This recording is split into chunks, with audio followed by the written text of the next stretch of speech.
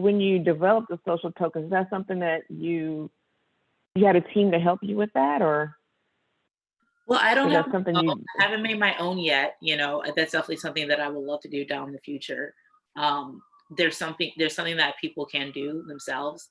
I work at pools, like we were saying, I'm head of community there. And yeah, there's different platforms like Roll and Rally and Coinvise and pools. It's a lot of platforms that allow you to make your own social token. I think there's different ways to do it. I think there's a way for an individual to do it. I'm really a big fan of the idea of when you have a cryptocurrency, it's really about someone who has like a broad community, a community of, you know, tens of thousands, if not millions of people from their region or around the world. And this is like the same way that you might have like membership points that you use on American Express, or the way that you get points on Uber when you get too much food delivery, kind of that same type of way that you can use it in multiple ways. And I think that like the broader the community, the best for it. But at the same time, there's individuals that have, less than, 10,000 followers for their own social token too. And when it comes to pools, the same way that someone mints an NFT, makes an NFT, it's a similar process when it comes to social tokens. Someone mints it, except they're larger quantities. We often hear about NFT projects of like 10,000. When it comes to social tokens, because it is a currency, it's something that people can buy and use, and just like cash, it might be 10 million, there might be 1 billion used. And that's very, very different. And that kind of goes back to what I was saying, that I think social tokens are really great for people who have like a robust community, just because, 1 billion of anything's a lot. Exactly. How do you get people to join and get social tokens? I mean, how do you market something like that? Yeah, well, one reason why I went to pools, the same way that you can go to Coinbase, or if you're more advanced, you might know platforms like Uniswap or SushiSwap, to buy things. For most social tokens, you can just buy it the same way. If someone says, I saw NFT today that I want to buy, it's zero point 0.1 ETH, and they'll buy zero point 0.1 ETH on Coinbase or Uniswap and put it to their crypto wallet, their MetaMask, right? The same. Right. Pools is really unique. I'm, as a Black woman who doesn't have many friends in Web3 besides the friends that I've met in the Web3 community. I really believe in the importance of accessibility. I really believe in like, what things can we do to make it as simple, as easy as scanning a QR code. And that's what we do at pools, right? There's two main ways that people earn it. One is literally scanning a QR code. I have a QR code literally in my phone. For those who can see me with my camera on, this is my phone.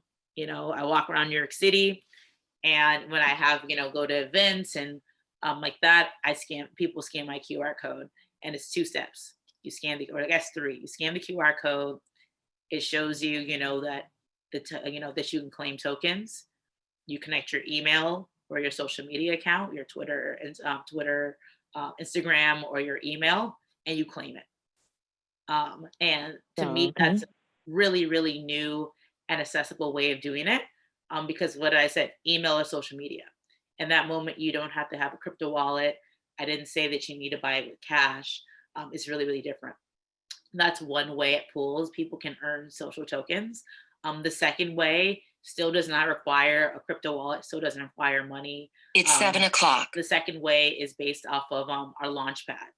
And our motto is money is not the only currency. That's inspired by like the kind quote about just like social capital. And when we have a launch, it might be for 24 hours. In some cases, it might be longer, for a week.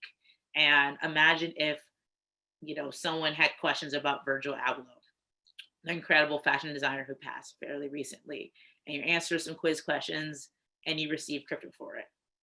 Imagine if your favorite musician and they're like, well, what was their first album? Their first album. You answer some quiz questions and you earn it. And that's what we do at pools, right? We've literally had questions about Virgil Abloh, I think 2 or 3, and people earn crypto from it. And it's a way that really kind of shows the value of culture. And where every creator we work with, they decide what questions to spend.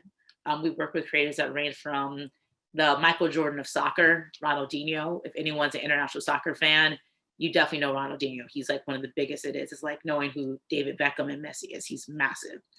We also worked with, people in the music world like Aluna, who's, popular before Web3, but she's really making herself by being authentically in Web3 communities. We work with magazines. We're the first, we made the first social token for, mainstream magazine, Culture Magazine, a magazine that has like people like Virgil and Issa Rae on the cover and more. We made their social tokens, and Blondish, Daju, international stars. So we're really showing that you can earn with the QR code by answering quiz questions, but the only way to earn something isn't based off of how much money's in your crypto wallet, how much money's in your bank account, because culture does have value, and we're really trying to show that. Right, building community, that's so important. Can you hear me? Certainly. I mean, building community and showing community what they already know has value. I think a lot of times, we're learning about social tokens here today. We wonder if, what do we know about crypto? What do we know about wallets? What do we buy? ERC 2020, 20 tokens, ERC 721, all these new terminologies. And it almost feels like when we enter crypto, we have to leave ourselves at the door. I think it's really important that, like, especially people of color, Black people, we really know that what we do know has value. And that's why I work at a platform and I work with creators where our communities are actually getting rewarded in crypto that can give them access to experiences, concerts, parties, receive things based on having this knowledge, which I've never seen before. True. That's really true. What is the best way for for example, I know with Umba Daima, when we reach out to people, it's through various social medias. Do you have a social media that you prefer, where you would like to reach out with people to spread the word about you call it DEX, the decentralized exchange? I mean, I think the best way, every Thursday at 12 p.m. Eastern time, we have a Twitter space called The Deep End. We've had guests from Trevor, the founder of FWB. We've had Raven for 50, from the photographer, the head of the collective. They're active in, in the community. We've had, major people from different spaces. I recommend coming to our Twitter space first, just because, I'm one person, but I would love for them to kind of see like what our community is. On social media, we're Pools P00LS. So it's not O's, it's zeros, P00LS _. That's what we are on Twitter and on Instagram. That's a way for you to kind of get a sense of what we're doing there. In the last, we've launched tokens for almost a year from our first token launch. But like when it comes to the things that our community has access to, we've done events for Paris Fashion Week, to Coachella, to NFT NYC, Cannes, and more. So again, a sense of like when we say culture, is not only in the context of like, crypto bro culture, is about the culture that, we've all kind of known internationally for years. But I always recommend, we also have a vibrant Discord too, of people from around the world who are big fans of our creators and fans of Pool. So I definitely recommend, 50mm Collective, love them. So I definitely recommend checking out our Discord, but really come to our Twitter space, The Deep End, Thursdays at 12 p.m. Eastern time, just so you kind of get a sense of the conversations that we focus on. Awesome. Thank you for that. I believe you have some slides, a presentation. Are you ready to give us your presentation? Yes, certainly. You can share your screen. I'd love to hear and learn from you, and I can stop doing all the talking. Well, in the chat before I start off, I know there's going to be questions like, what is a social token? Does anyone have any questions for me, or do you rather they go at the end? Well, it's up to you. Whatever makes you feel comfortable. Like any highlight, I know we're going to get more granular like later on, but like just so you're not holding it for like 30 minutes or so. Does anyone have any questions right now? I'm looking at the chat. It looks like Enoch saying he's ready, and Miss Susan Kavanaugh, she's curious about learnings over the past year, our e-social tokens. Luca Jam wants to know, what is a social token? Stacy Reed is asking, how do they work? Um, Iris is saying Enoch needs a social token. So everyone is excited to hear about social tokens. Oh, Luca Jam says, what makes it different from a typical crypto? That's a really good I can question. answer that question. That's great. So I think like this. I like to compare social tokens.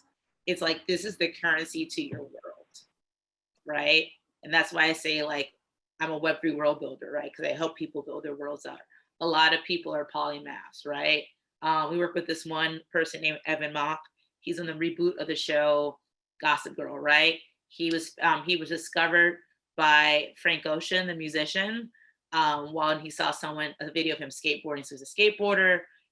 Frank Ocean made him famous by posting him on his Instagram story. Then he became a model, and then he became an actor on TV. And he's a fashion icon. They'll see him at the Met Gala. He's all these things, right? He's not just a skateboarder anymore. He's all these things. And okay, but typically, if you watch Gossip Girl, right, and you sign up to their newsletter, you're only going to get information about Evan Mock from the context of him being in the TV show. You're not going to get information about Evan Mock and what he did in the Met Gala and what he wore. You're not going to get information about, skateboarding competitions he does. You're not going to get context about his clothing line, all these things. But he has an entire world. And when it comes to answering the question, like, what makes it different than traditional crypto, this is something that you can buy things within your own ecosystem. So like I like to call it like Black Wall Street, the currency for your ecosystem. So let's say, for example, Umba Daima, right? Imagine we're all in a metaverse platform like Decentraland, and they built something out called like Umba Daima Land, right? And you might have a Rise token, you might not have a Rise token, right?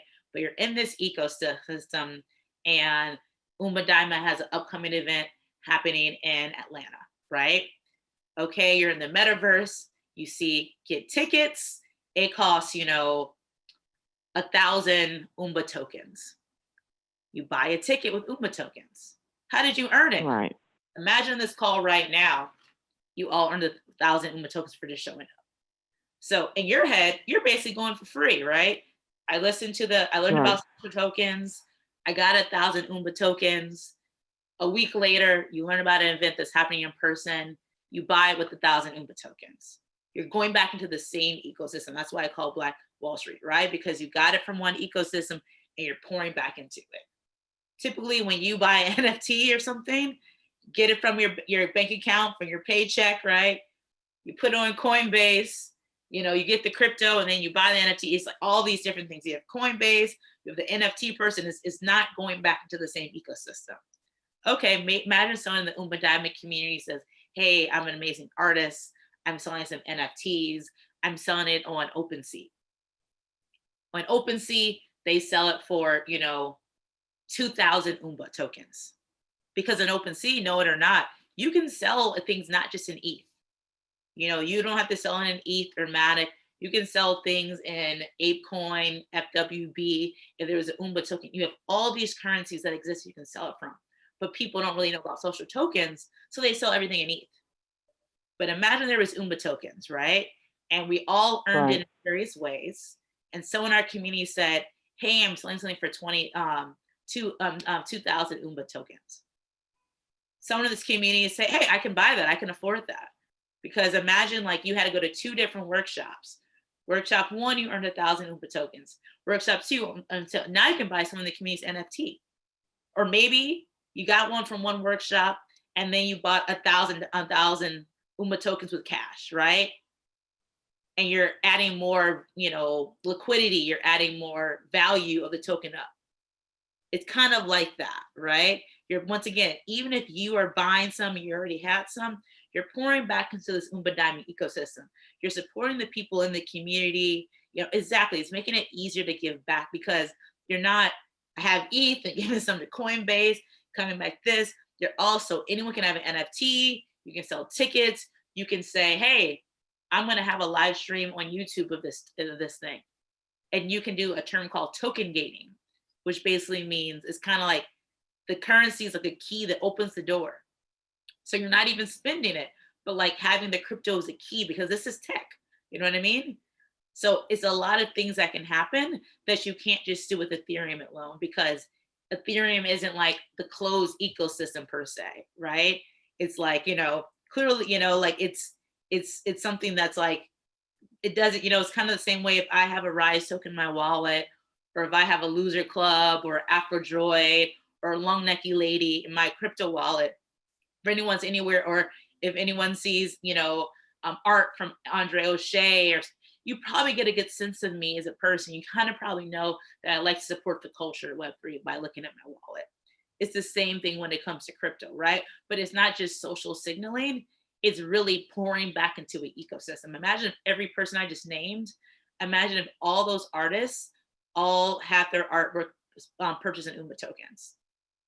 Instead of 0.3 ETH or 3 ETH, what if that same value amount was in Umba tokens? So we're all pointing back into the same ecosystem versus in the ETH ecosystem. You know what I mean?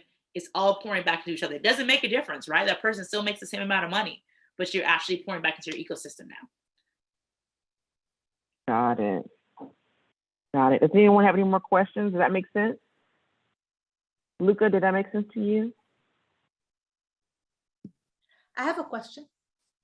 Perfect. Oh, great. Introduce yourself. Who are you? Hi, I'm Uka. And Hi, how are you doing today? I'm doing well. Welcome. Very cool. I like your career bio. Thank you. I wanted to just know, how is this social token and the examples that you gave that you can gather it or use it, which is awesome, I think, compared to the tokens that influencers are using for tokens? Like some influencer can earn money, for example, on TikTok through many different sponsorship. They can do donations, etc., and there's tokens. So people can literally buy tokens. So how is this one different from that, or is it the same? Great question. I think the idea of the way that we use it, like from a high level perspective, is the same, right? But the difference is social tokens, at least the ones I'm referring to, are tied directly to Ethereum. So this is crypto. You know what I mean? It's tied to Ethereum. You can, if you have a social token, and that's the thing too, right? If you get it from one of these other platforms, you might be able to exchange it for money. You might not be, right? If I buy Robux, I may, it's like a lot of these currencies are not like redeemable for cash. It's more like it's kind of locked into that ecosystem. Versus, unlike NFTs, when you have a social token, and once like there is, liquidity, but there's money tied to it, you can go to one of these exchanges. You can go to one of these places where you swap things. You can exchange it out for cash. On these other platforms, some that you can take it out their ecosystem, some you only can keep it in there. Versus with social tokens, once there is money added to it, that's the difference between an NFT, right? If you have an NFT, you got to put it for sale and hope someone hopefully buys it, and it can be sitting there for a day. It can be be there for months. When it comes to social tokens, you can swap it out as soon as you want, and that's why I love it, because I'm really big on the term of utility, which is like very different than like artwork. Because the idea is you want to create something that's so valuable. It gives access to something.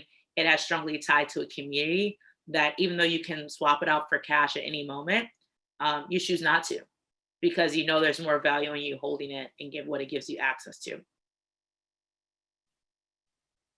Okay, thank you. Did that help? Any follow-up questions regarding that? Yes. Go ahead. Well, can you explain a little bit? You said this is tied to the Ethereum, and correct. So, pardon my ignorance in this. The TikTok token and the Ethereum one, the value, the person buying it from an influencer, or owning this influencer's token, because it's part of a group of the value of that particular influencer. It's cool to have it.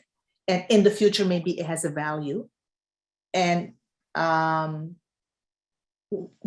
only person benefiting from that token is the influencer that the person paid for it at that moment. In the future, what other within TikTok ecosystem itself or other ecosystems does it cross? I guess my question is, does it cross ecosystems? That one token on another one, like you said, is tied to the Ethereum, you know, the other social media tokens. Is there any cross value, cross usage, cross from one platform to the other? Isn't that what the future metaverse and everything is supposed to do? Well, right now on TikTok or on Twitch and other platforms, that's not crypto. So right now, it doesn't always swap to real money. And it certainly doesn't swap from TikTok to crypto or TikTok to Twitch and other things like that. It's like, it's what TikTok decides for itself.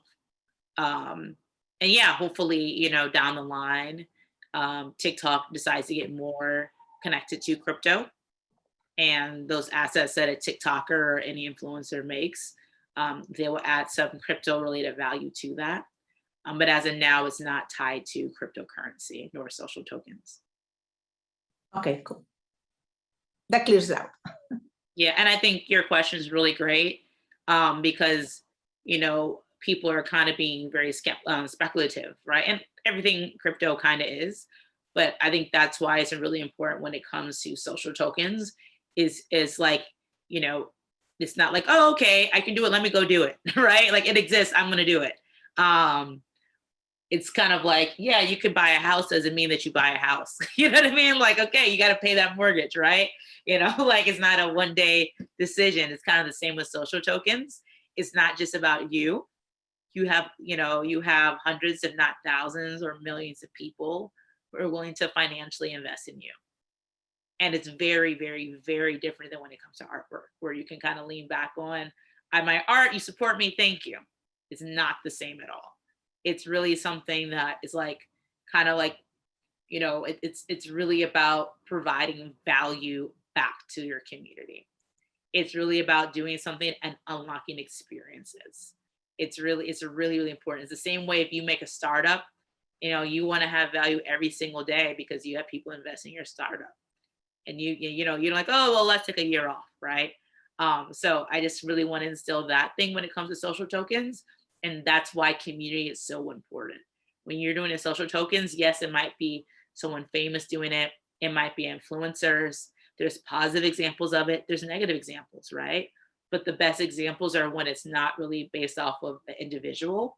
It's focused on the betterment of the entire community. Yeah, I like that. That's awesome. Melanie, I think it'd be really great. I bet we can ask a lot more questions later once we hear your presentation. I'm sure a lot more gems will come out once we hear your presentation. Great. Yeah, no problem. Let me get all that pulled up for you. Let's see.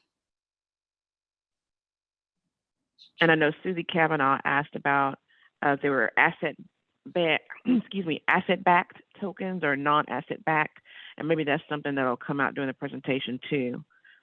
Yeah, I mean, I would say like this, like, you know, it's you can choose to add liquidity or not. If that's the question, make sure I'm understanding it correctly. You know, like when it comes to pools, I stated that, you know, you sign up by your email or social media. By me saying that, that means initially there's not liquidity added to it initially, right? But we do add liquidity to it later, meaning that like the tokens are, you know, tied to a certain dollar value. And I think it's just important to like add that clarity, just because it proves that when people are earning these tokens and, you know, happy using it and, you know, talking about it and getting their friends to join pools, they're doing it of understanding the value of the token before it having a monetary value. And we personally think it's really important that like we kind of convey that idea to people, just because we're not saying that being in someone's community is valuable for making money. We believe being in someone's community is valuable because it gives you access to experiences or events for things like that. So before I like get everything pulled up, does that answer the question? I see her clapping her hands, so I think you did answer Susie's question. Amazing. Okay, cool. Let me get everything.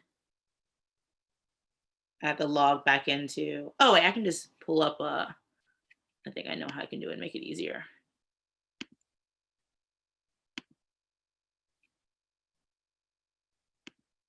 I was gonna see.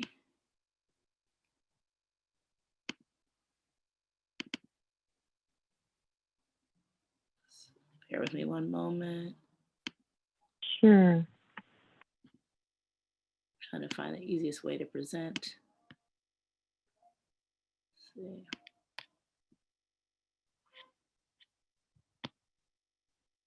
Yeah, before you came in, we were listening to some really good music from Burna Boy. So that is awesome. Yeah, I had the pleasure when I used to work at YouTube a couple years ago. I was head of community there, and he was like known. Like if you're a big Afrobeats fan, you would know about him. It was around the time when like Ye was really becoming mainstream. Right. And so basically at that role, I was in charge of creating playlists. And Ooh. so I was making several playlists of not just Afrobeats, but various genres. At times I had to really advocate that some of the music that he was making was not technically Afrobeats. They're like Afro Right. or hip hop Right. times. And at that job, it definitely gave me the amazing opportunity to let me try something. See something else about this presenting. Great opportunity of like not only working with him directly, supporting his music on playlisting, but also being involved with like the partnership that we did with him, and that was really significant at the time because there we go.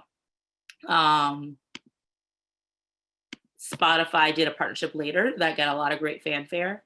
But I'm really proud of the work that we got to do with him at YouTube because, hearing from Spotify directly, by us doing that partnership kind of gave Spotify like the internal confidence that they could do their partnership. And that's how a lot of these companies work. Someone has to be first to do it. Someone else has to be like, okay, if YouTube did it, now we can do, Spotify can do it. And I think that's why I've really gravitated to Web3, just because professionally I've always been an early adopter. I was a music journalist, then I was a playlist creator, and then I was working at a place like A&R, which is the people who sign people to record labels. And throughout my entire career, I've always been historically just finding artists who become household names. And coming that into Web3, it was the same with digital assets. It was, buying NFT projects and then seeing celebrities change those projects as their profile pictures, or those NFTs that I would buy, they'll be worth, close to $500,000. And I think Web3 is really great for people, just kind of to show them that, what they do really has value, like don't question that. If you think that you are, an early adopter and, like, or not even think you have proven that you are. I think Web3 is a great example of like putting you with communities of other people who are also early adopters too. Do you all see my screen? Let's see. I believe so. I think you're ready to go.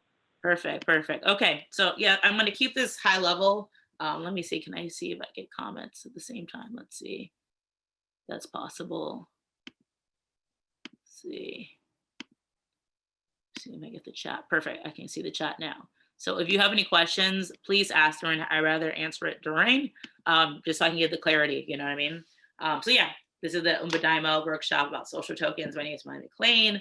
I'm a head of community at Pools, which, as I said before, is a social media platform where we make social tokens on Ethereum. We work with creators, whether it's sports, music, magazines, and more. I'm also the founder of Blurred Lines, which is a community that focuses on left of center music from across the Black diaspora. We started off on Clubhouse. We've gone beyond there. We've been featured in Billboard Magazine. We've been featured in Nine Line Magazine and other, for basically creating a platform. We have panels, playlists, and more. We're bringing people from Sweden to Ghana to talk about the best emerging music from around the world by Black people who make genre blurring, genre pushing music.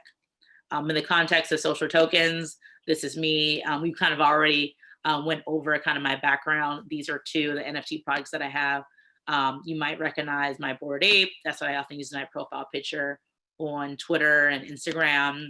And then also Loser Club, which is, I think goes back to the concept of like social capital. Loser Club is an NFT project. It might not be worth hundreds of thousands of dollars, but I think it has a lot of cultural value. A lot of people I respect have a Loser Club as their profile picture. They own the Loser Club.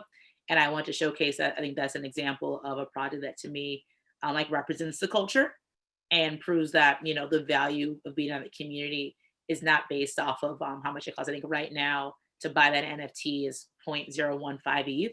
But at the same time, I think right now it's the profile picture NFT project that is like the most robust one that represents, you know, people of color and culture right now. Some other communities I'm in is Black NFT Art and Umba Daima. I'm owner of the Rise token. I'm in Friends with Benefits. I'll refer to that later. I'm in Cool Cats. I'm in Kaju Kings and more. I highlighted Bored Ape Yacht Club, Cool Cats, and Kaju Kings because those are projects that actually have their own cryptocurrency, which makes them really, really unique. So what are social tokens? There's kind of four broad ways I'll describe it. Social tokens are a new form of currency. When I say currency, it means, you know, you have quarters. If you're in the States, you have quarters, you have dollars, you have pennies, right? These are used to buy things. Social tokens are a form of currency. You can buy NFTs, you can buy other things. You can swap up one currency for another. You can swap up, you know, FWB for ApeCoin, which I'll refer more to later. You can swap out. It is a currency. Also about ownership, right? Social tokens are a form of an ownership economy, allowing token holders to have exposure to the growth trajectory of the economy and give them the potential to shape the economy. So before I was talking about, you know, the Black Wall Street, right? Imagine that ecosystem, imagine that economy. You know, imagine the Umba Daima ecosystem, imagine the events that happen, imagine this workshop, imagine the Twitter spaces, imagine all these things. And imagine if there was like a value tied to it.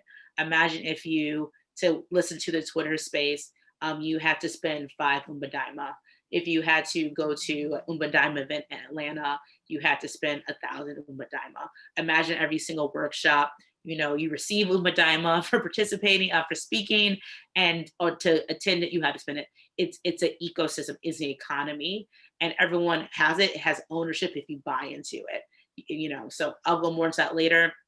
Social tokens are fractional shares of intrinsic value of a personality, a brand, or community. This is more like a woo-woo explanation of social tokens, but it's kind of the idea of like, if we're talking about Umba Daima or, you know, someone like Aluna or Ronaldinho, right? Like they have this community, they have this brand, they have this persona that's like, you know, something that is not even quantifiable. We all know the value of this, you know, what is like the value of Drake?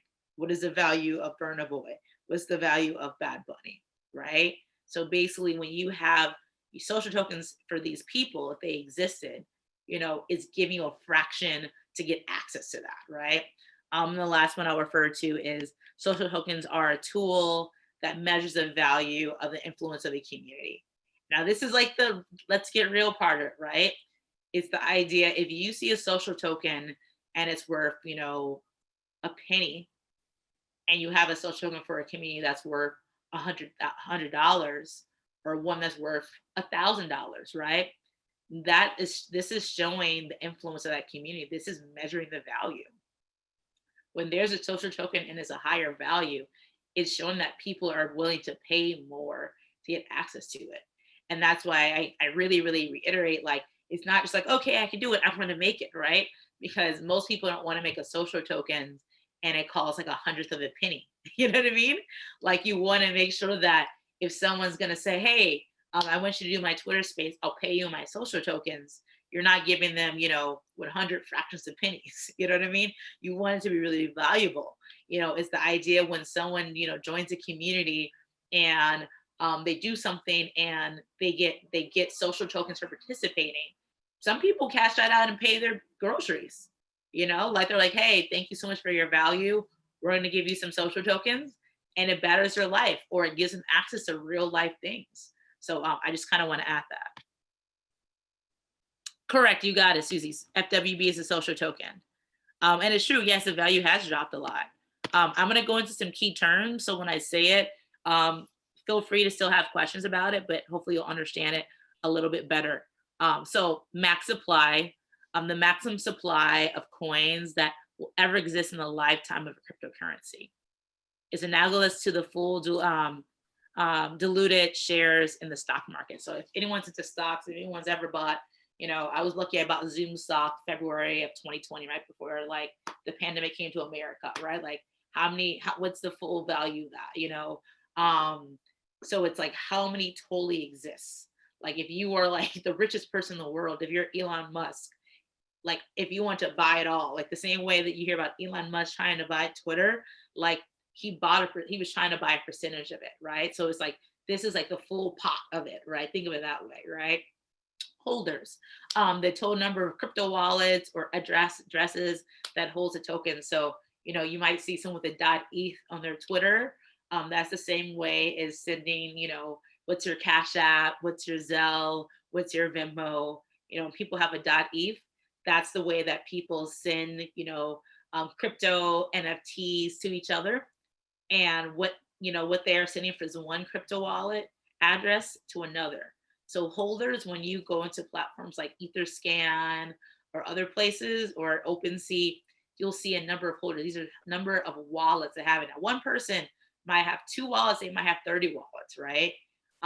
But so it doesn't mean necessarily how many people have it, but it's a number of crypto wallets that have it. And, there's a lot of transparency, but there's also, you can be anonymous in Web3. So it's not really always possible to know how many people own these, crypto assets, but at least you can see how many wallets own it. And market cap, similar to market supply, the total market value of the cryptocurrency circulating supply, the max supply was in circulation.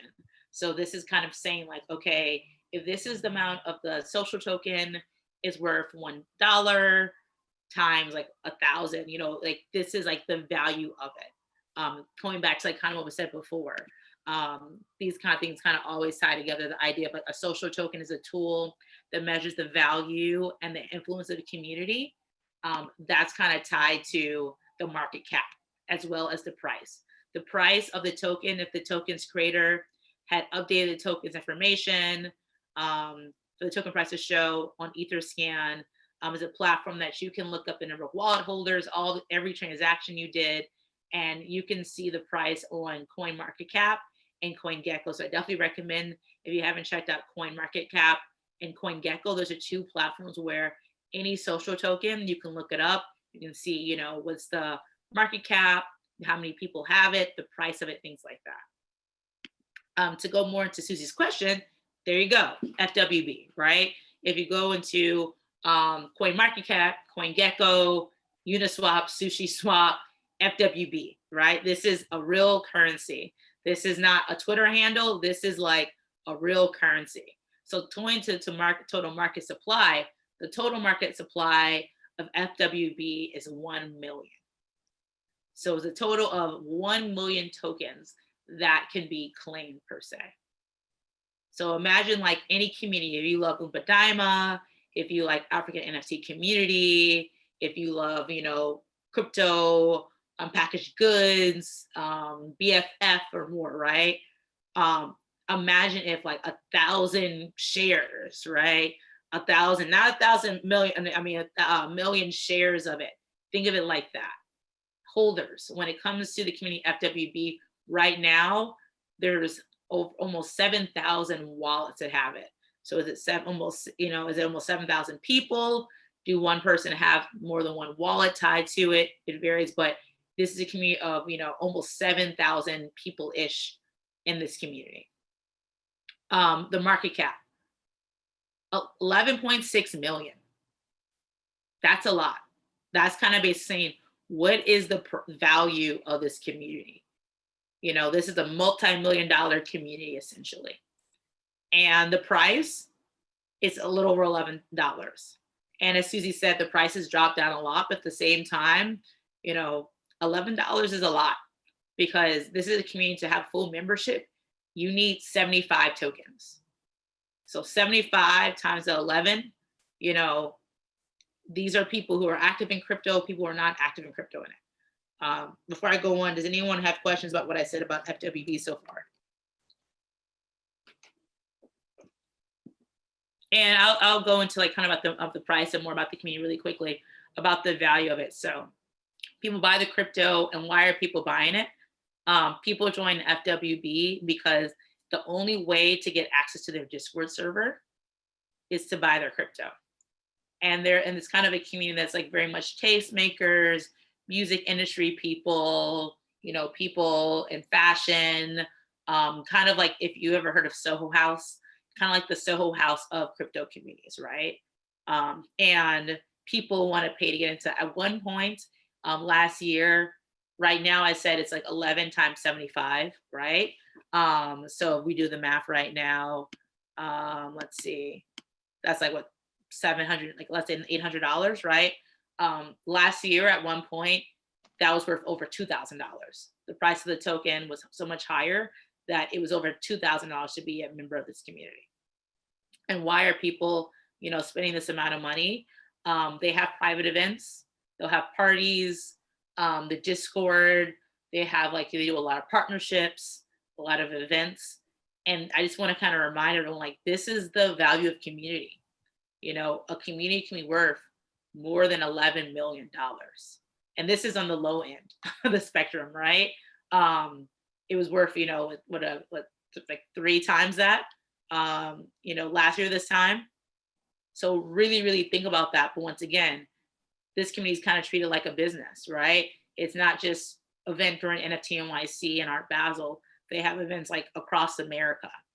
You know, they have community of people around the world. You know, when EFCC happened last week, a conference in Paris, you know, they have events and moments like that. It's really an ongoing thing. Another social token, and you might hear the term governance token a lot too. Bored Ape Yacht Club, most likely the most mainstream example. Okay, the amount of tokens required varies. Now, to be a member of FW, now you can buy as many tokens as you can afford, right? Now, for FWB, to answer Kwami's question, you need 75 for the full membership. So they have 2 membership tiers, one's 75 and one's 5.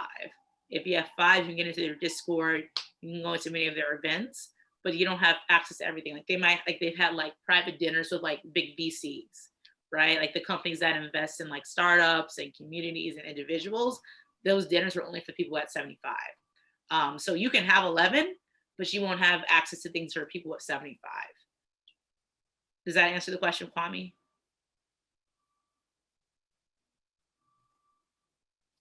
Great. Hey, Melanie, this is Susie. May I ask you a question real quick? Please.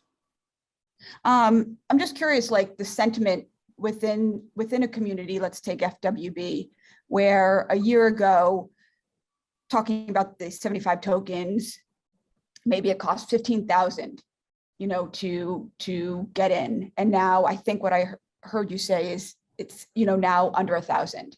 So I'm curious, like what the sentiment is around people who have, you know, who dished out 15,000. I think, you know, under 1,000 is still very expensive, but and then people who are now have access to everything, and it's under 1,000. So I'm curious, like what kind of dynamic is created there? Yeah, I mean, and as I said, I got in February of last year. I think there's value of how early you got there, right? This Web3 is about being an early adopter. So it's one of those things that it's kind of like when you go to a party, right? It's kind of like the party might have been really, really great at like 10 o'clock, but the people who show up at 1 o'clock, it's like, oh, they played all the best songs. This person did a dance battle, you know, like, great, I'm glad you got in, you know, but but the party was the best at 9 p.m. I think it's kind of that sentiment. Like, yes, obviously people like spending less money, but at the same time, for the type of cohort of people in FWB, we're buying NFTs, we're selling NFTs. There was a lot of liquidity, right, per se. Like, we were making a lot of profits by being active in the crypto community. Now there's less liquidity out there. People are holding their NFTs much, you know, they're not selling things for, people aren't owning as many NFTs that are 10th and like, you know, saying, okay, I have $30,000 to spend. What should I buy? Right? Okay. $2,000 to be in a membership community. Sure. No problem. Right. So I think because of the, you know, how much ETH that we have has changed so much. I think it's like, it's less money, but like we have less money, you know? But then also I think, you know, a lot of the friendships that I've built by me being in the community, I think I've had it for a longer amount of time, to be frank, right? If I joined last month, if I joined today, it's valuable, right? But by me, you know, meeting people outside their events in June of last year, you know, by me going to their, you know, NFT NYC event last year in November, it's very, very different than if I went to the event today. You know, I went, what was it, last month, right? Or May, whatever NFT NYC was, right? It's very different. And I think sometimes when it comes to like the total market supply and the holders, you know, when the holders are fewer and the price might be higher, you're really getting to know these people. You know, you really understand the value. And I think, so it's a balance, right? And at the same time, it's accessibility, right? I remember vividly being in there, you know, it might've been worth over $2,000 to be a full level membership. But most of my friends, I talked about this community, but it was like, they're, you know, they're like, I was gonna sell house membership, right? Like, I don't even understand crypto yet. So why would I spend $2,000 something I don't even understand yet? And, you know, I think it's like really kind of tied by Trayvon. Thanks so much for popping in. I think it's kind of tied to that too, is the idea of like, it's cheaper to get in, but at the same time, the application process was so much easier a year ago too. I think that's a big thing. So it's cheaper, but it's so much harder to get into because the New York Times articles are out there. It's, you know, you see Moola and Diplo coming in and out of their events for people who are like into music and fashion, you know, like, you know, all this hype cycle is there. So yeah, it was more, but like, it was easier to get into culturally, right? It was just, you needed the money. Now it's cheaper to get into, but like culturally, it's so much harder to get into right now. Gotcha. That's super interesting. And, you know, if you were one of the core members, you know, trying to stand up this community back in the day, my instinct is, you know, to have people in a community, not just, you know, oh, we can get in there easily because we can pay, but to really kind of be super thoughtful around, you know, who's coming in and why they're here and, you know, the value we can contribute to each other. And I think that's kind of like, I think what I'm hearing you say is like, that's kind of what's happening now with regards to the process of being able to get in. However, being able to be there early was a huge value because you were able to experience these things, you know, build these long-lasting communities. And so, you know, I appreciate this perspective because I think it's something that isn't talked about enough. And the psychology around, you know, being in a community, but also trying to get a community off the ground when the value is so hyped and then can drop so much. Yeah, and I think it's like kind of like looking at a stock, right? If something happens and Amazon stocks drop, doesn't mean I'm not going to order something from Amazon and get it the next day. You know what I mean? It's not like, oh my God, Amazon stock prices, I'm going to stop using Amazon. I'm going to get rid of my Amazon Prime membership, you know, and cancel it for August. I'm going to keep on using Amazon Prime. Why? Because if right now, if someone mentioned a book that I want to read, I'm like, hey, I'm going to read that tomorrow, right? If I'm going to, you know, like if I ran out of something, I want to get that right away. Amazon's not the best company ever, like, you know, for moral reasons, but like, I still believe in that product. And I'm not going to my Robinhood app and checking what Robinhood's doing, what the stock is doing. I don't care, you know? Same thing with FWB. I have no clue. Until this, I hadn't checked the price in months. You know, I'm looking at their events calendar. I'm looking in when's the next event's happening. I'm looking, do they have an event for a +1 that I can invite my friends? That's what I'm thinking about, right? And I think when you're in the community, that's because it's like, you don't want to get out. It's the same way that I own a Bored Ape and people are like, ooh, you're rich. And I'm like, I'm not rich. I'm only rich if I sell it. If I don't sell it, my bank account's the same as before. But I can be culturally rich by being access to these communities. And I think that's an important thing, that even if we're into crypto, we have to really realize how we talk about things, how we talk about these assets. Are we getting the biggest value of it? You know, it's like all the people who right now are here, you are taking the value of Umba Daima by asking questions to each other, talking to me, figuring out some things that you want to know more about, learning about things for the first time. You're getting the most out of the Umba Daima community. And that's what you should think when it comes to these crypto assets. It's like, okay, I'm not getting it just to sell it. Am I really squeezing the most out of this orange? The price can go down or up. Are they still providing value to us, right? Because, you know, there's terms like it's a rug, like it's only a rug if you don't use the most out of it, if they're providing value. The value is just not only monetary. Another example, social tokens, you also hear the term governance tokens. It's Bored Ape Yacht Club. I was saying the most more mainstream example. I want to highlight this because it's a really interesting thing that we're going to see more and more of. And it's something that like I've been really passionate about before I worked at Pools. I was buying NFTs that have their own social token. So something that I cared a lot about. So Bored Ape Yacht Club, they have their own currency called ApeCoin. It's, if you go to CoinGecko or, you know, Coin Market Cap, you'll see Ape, APE. Every single person who owned a Bored Ape Yacht Club NFT, Bored Ape, or the Mutant NFT, they receive ApeCoin. This is gonna sound crazy, but okay, right now, you see the price is $6.22 per coin. I can double check right now to see how much I got when I claimed it. But like, I don't have it now, so don't be hitting up my DMs, right? When I first claimed it, like when it hit its peak, it was worth $100,000. You know what I mean? So that kind of tells you like the value at that time, the speculative value. You know, I didn't cash it out.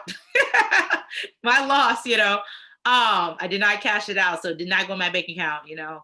But yeah, like that gives you an example of like when you, it's like, okay, this is the most mainstream NFT project and they made it currency. That's for this ecosystem. And now they have this other side. And I'll explain this right now. So Bored Ape Yacht Club, you see the monkeys. Love it, hate it. I respect you both ways. But they're building a metaverse, right? And the metaverse is land. And individuals can buy that land. Each piece of land is an NFT. And guess how you're supposed to buy that NFT? With ApeCoin. So they built this ecosystem. They built this metaverse. They had NFTs. You bought those NFTs with their currency. When the price was higher than $6.22, it was because it was right around the time where you needed ApeCoin to buy that land. Now, this is where it gets interesting. Some people own Bored Apes. Some people did not own Bored Apes NFTs. They bought the currency, but guess what? Everyone with the currency could buy the NFT and land. If you did not have the currency, you could not buy the land. Is that clicking with everybody right now? Because that's like why I'm using the word ecosystem. This is why, like I'm saying, this is the economy. This is why I'm like comparing to the whole Black Wall Street thing. So I'll just say one more time. NFT project made through metaverse. The metaverse could be purchased by buying land. The land are NFTs that can be bought, virtual land. And the NFTs at one point could only be purchased in their own currency. You couldn't say, I have this much ETH. You had to convert your ETH to your ApeCoin. You had to convert your FWB into ApeCoin. You had to convert your whatever into ApeCoin to buy that land at that moment of time when it was on sale. Could you map mind it? Like on the share screen, could you map mind it? Like, pardon? Could you map mind it or Oh, like write it out? Or like a mind map, like a share, like the way you explain it. I mean, it's a whole ecosystem. So it's like I see circles left, right, and I see a square, I see an arrow going through, and then I see two things, circles coming together, you know. So it's the Like way a flow explain it. chart? Yeah, like a mind mapping. Let's see. Let me see if I can. Or I mean, just the explicitly. I like the explanation of the ape one, how they created that ecosystem, and if you have a particular thing that you did at a particular time, then you have access to this. So, and if you don't, you still have it, but you still can't get that. So that's how communities, society, and everything tries to keep things separate and different, and people fight with each other for things. So I don't know if that's particularly okay, but it has its purposes. Everything has hidden agendas or money value, etc. You know what I'm saying? No, totally. I mean, I think it shows that, like, you know, it shows, I can show, let's see. I just found something random, so. Can you see my screen right now? In the, with the, and this is just the beginning. Can you all see that? Yep, the timeline. Yeah, you see the timeline, right? So like, you see in blue, Ape Token and Metaverse. Can you make it bigger? Sure. Does that help? Yeah.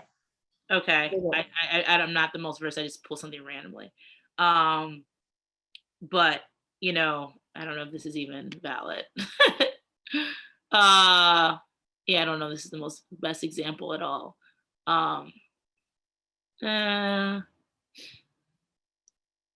Oh, this is from their investor pitch deck, actually. I don't think this is the best example, but long story short, is the idea of, like, you know, but before you do everything, is they built the community, right? They built a culture where, like it or not, people are using this as a profile picture.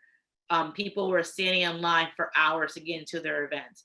They had people on late night TV, Jimmy Fallon and Paris Hilton, talking about their NFTs, right? It wasn't just like, okay, I'm going to use a metaverse and, you know, make some JPEGs and save some land. You know, they worked with one of the best NFT metaverse platforms that was really reputable to make this happen, right? Like one that's done gaming things for a long period of time, right? So there was like respectability or, you know, reputation added to it. So it wasn't just like, oh, they said they're going to do it. You know, in the last couple of weeks, they've had testings of it. There's a lot of people who have validity to it. So you built the community first. So I just want to really emphasize that it's not just, okay, you could do it, but you build the community first. You build the value of it. You believe that, you know, those diehard people who really believe in what you're doing. And in the case of an NFT project, they had that with the NFT project and they rewarded those people. And everyone who owned that NFT, they received an airdrop they can claim of the ape coin, the ape token, APE, right? And then that purpose, they had a purpose for it. As soon as they had it, we knew there was to be buy land. We didn't have it to have it. So when people bought it, they didn't cash out, right? They held on to it because when the land happened, they wanted to be able to buy more land for it with that currency. There was people who never had a Bored Ape NFT, you know, who wanted to be in the ecosystem. So they bought the ape coin just to hold. There's some people who bought the ape coin NFT who didn't own the NFT because they wanted to buy the land NFT. They want to own land in the metaverse. They want to get in at a cheaper price point than that NFT at that point. They didn't have, you know, hundreds of thousands of dollars to buy one NFT, but they might have had, you know, $7,000-$10,000, which is a lot of money, right? But still like less than a tenth than what it costs to buy like the Bored Ape NFT. And I think that's an important point that I really want to emphasize when it comes to a lot of NFT projects. There's Cool Cats. I mentioned I'm also in that community. I own a Cool Cat NFT. I bought that maybe, I don't know, July or so of last year. That's the one with like the blue cat. They dropped their own social token, governance token called Milk. And the way that platform works is, you know, every day you can go to their platform and you can earn more milk. And that has value within their ecosystem. So I recommend, like, you know, you look up into, you know, Cool Cats and you look up that ecosystem, because I think that's another great example of like what it means when, you know, there's a, you know, ecosystem. Now I think it's a little bit different. So when it comes to weighted governance, like when it comes to, like, you might hear terms like DAOs, DAO, DAOs. Often like they have like governance in terms of like voting and things like that. So FWB, they'll have a grant, they're giving it to someone in the community, and you can go to different platforms and you can vote to, you know, who should get that grant. When it comes to NFT projects like Bored Ape, they've done that too. For Cool Cats, I'm not sure if they've done governance voting for that yet. They might have, and I just haven't participated in yet. I think they're kind of more in it, but like this is their website. You know, they built it out. If you went to the Cool Cats website before the token, it did not look like this. It was just about the NFT project. But yeah, this is it. If you connect your wallet, you know, you connect your crypto wallet, your MetaMask, or whatever you have, you earn their milk token, Cats milk, every single day. And the way that you earn milk is because I own the NFT. The same time, someone can go to Uniswap and they can buy it there. For various reasons, the value of the Cool Cats NFT has went down significantly from like, you know, I don't know, 10 ETH to like, I don't know, 4 ETH or so. Along with that, the price of the milk token went down too. So even though this is a robust project, right now the market shows that, like, you know, they're not as excited about, you know, milk and the Cool Cats ecosystem as they are about Bored Ape. You know, Cool Cats is still, you know, considered like a 2011, you know, blue chip mainstream project. But within like the mainstream people might not know about it, but they're doing big things at VCon and things like that. The website that I referred to before, Coin Market Cap. If I go to their website right now, you know, I can like show you, let's see.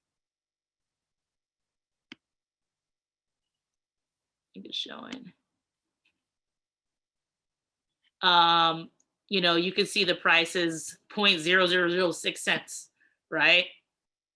Like, it's not the highest thing in the world. If you look at it, the price, you know, you see at one point, it was about 7 cents per milk. And like, you know, now it's been kind of flat for a long period of time. So there was a lot of positive sentiment from March until April. There was positive sentiment that, you know, yeah, great question about governance, you know, but that's not the case anymore. You know, you can see that around the same time the market crashed in April and May, it went down. Other communities are like, the market can crash, but if they're bringing a lot of utility, they did not. So just kind of, when we talked about celebrities before, it's not just about the founders, it's not just about the influencers, celebrities, it's about every person who owns a token, right? It's like, you know, right now the market cap of this right now is, you know, under $700,000. You know, the 24-hour trading value, a little over 5,000 people have bought milk the last day. Not just like trying to earn a little bit every day, like really bought it. So, you know, you can really kind of see it's not just about the floor price. You know, this is like a day by day. What is the value of the ecosystem, of the currency of the ecosystem? What is that right now? So I just want to give you those examples. Another one that I want to show you that I think kind of represents like the wide range of how this all can go is Forefront. If you don't know about Forefront, you get to know it's Forefront. 8 o'clock. Really incredible community that when I first got into Web3 was a great educational resource for me. They have a lot of like, you know, great long form things. If you want to learn about things, they do video content. They have a Discord. Forefront is really. If someone talks to you and they say they're a big fan of Forefront, that tells you they're a person who doesn't care about the hype. They care about learning about Web3. They really care. Forefront's incredible. Forefront is special just because they lead a lot of conversations about social tokens. and they've done something interesting. So because I was in Bored Ape Yacht Club, not Bored Ape Yacht, because I had FWB tokens, and then also another community too called Whale that was popular at the time. They actually airdrop Forefront tokens, FF, to everyone that was in these communities. So to give you an example, imagine if someone in the community said, if you have a Rise token, if you have someone from music NFT from Latasha, if you have an Afro Droid, if you have a long necky lady, imagine if, if you had any of these NFTs, imagine if you got airdrop a cryptocurrency.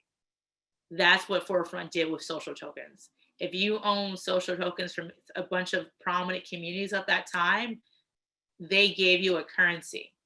And when they have like their Discord, they have like a newsletter, they have all these different things, and they're only accessible for people who own their FF, their Forefront tokens. Really, really, really great information, right?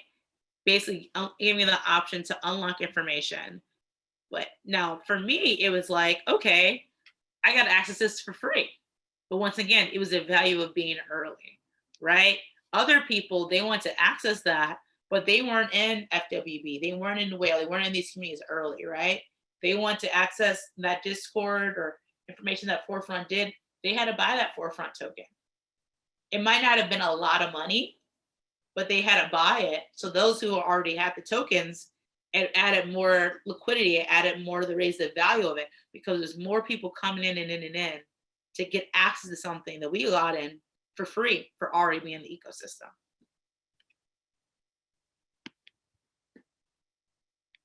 Amazing, amazing. In the chat, for those who are still with us, who's heard of Forefront?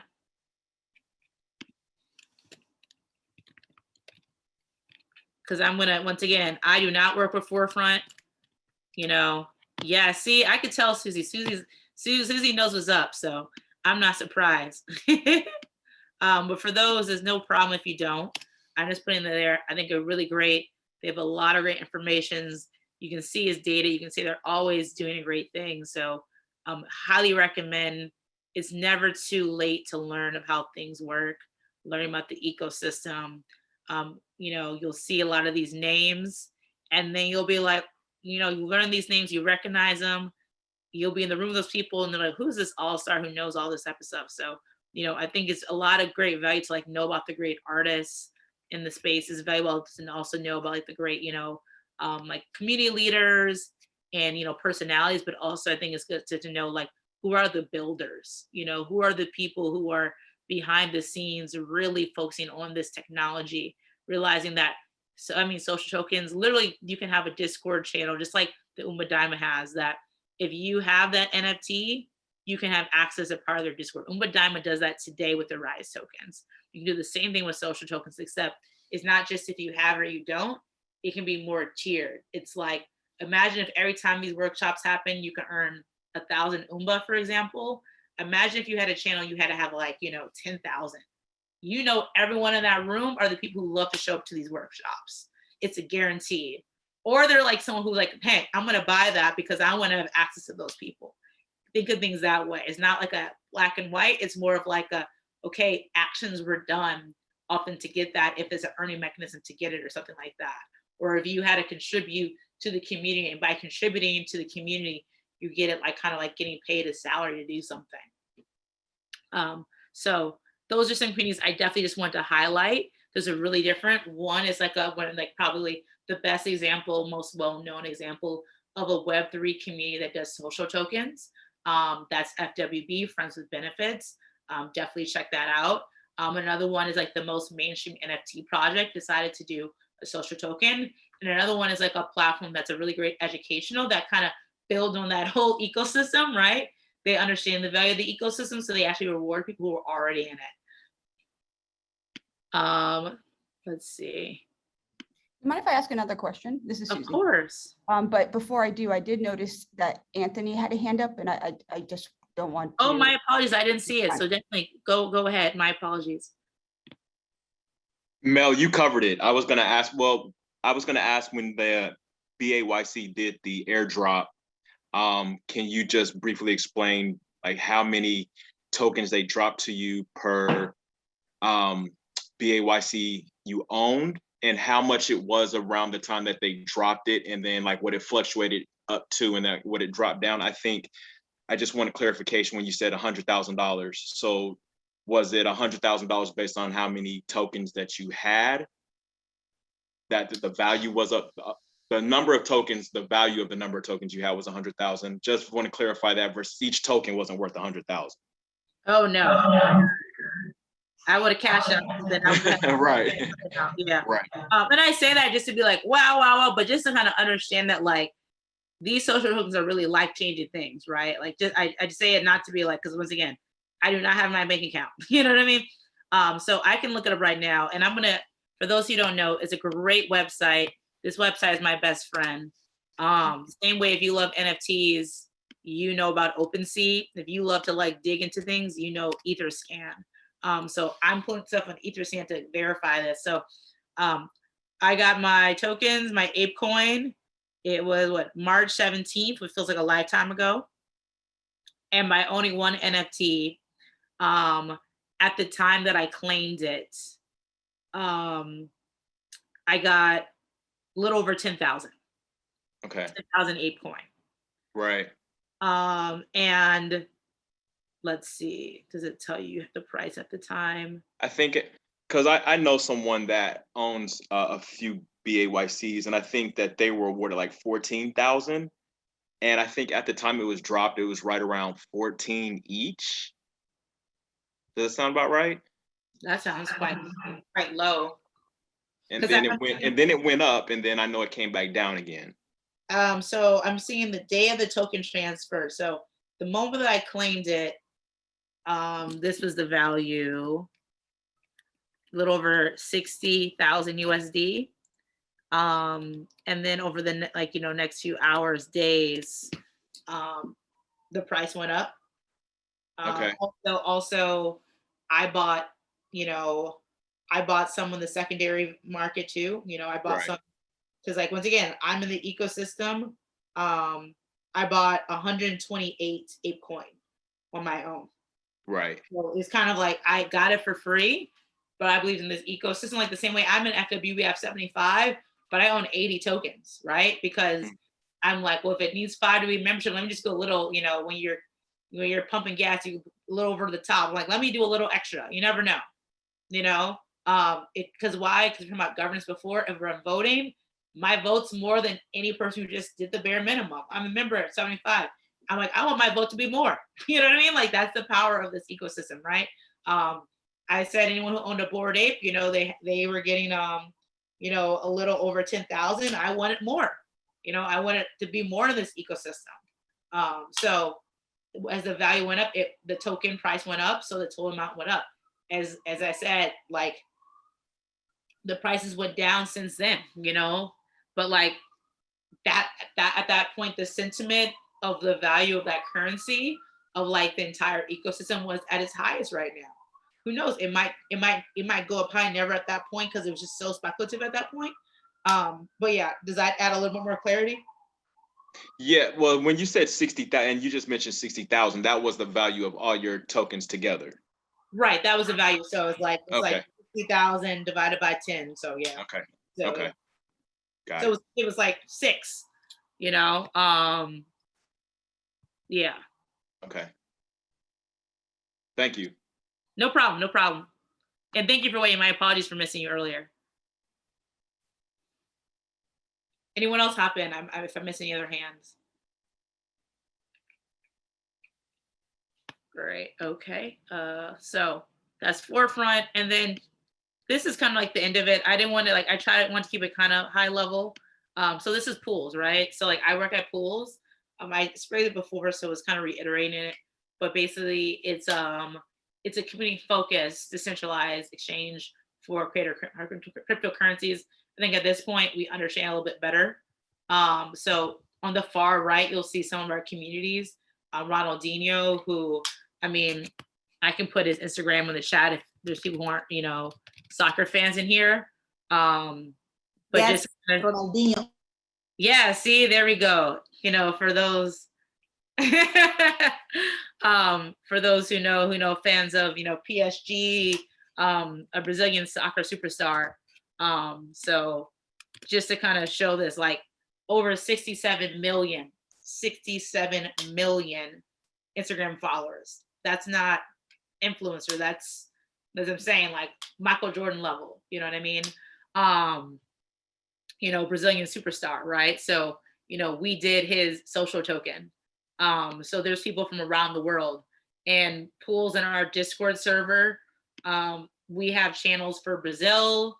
Well, not Brazil. We have Portuguese language channels. We have French language channels, English language channels. We just recently started a Chinese language channel. I believe we have a Spanish language channel too.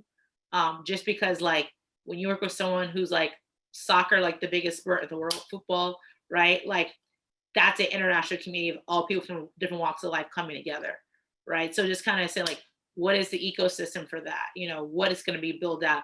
He has a lot of brand partnerships. Part of our various teams, our work is trying to find ways to make sure that what are ways that the different brands he works with, they can integrate this token. Another example, you'll see Culture Magazine. Culture Magazine is a popular fashion, arts, culture magazine. It's kind of like the people that, you know, your favorite creative international thought leader, you know, they've been on the cover, or believe me, they probably have it on their coffee table. We did their social token. It's a physical magazine. They have subscribers, things like that. In the case of Culture Magazine, we did something unique for that because they already have subscribers. And as I said before, you sign with your email or social media. So we actually did an email link to their subscribers. So you were already subscribing, paying for their magazine, you were able to claim their tokens. That's one of the ways that we onboard on there. Daju, slide 3.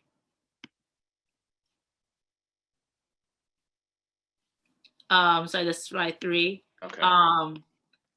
Like another example was Daju, Dadju. That's another international artist. He's very, very popular in France and French-speaking languages.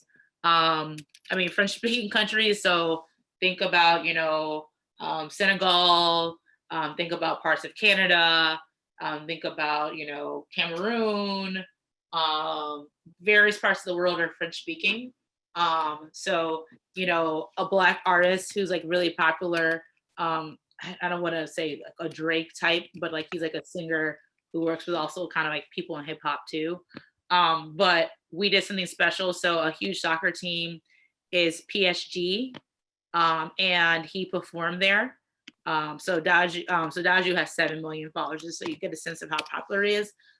We took over the stadium, and the PSG stadium in Paris, and there was QR codes outside the stadium, and he was performing there. So people who were going to the stadium were able to scan the QR code, and they were able to, you know, earn the token, which is a really unique situation of like onboarding people into Web3. So that's something that I think is like a really unique way of how we onboarded people into it.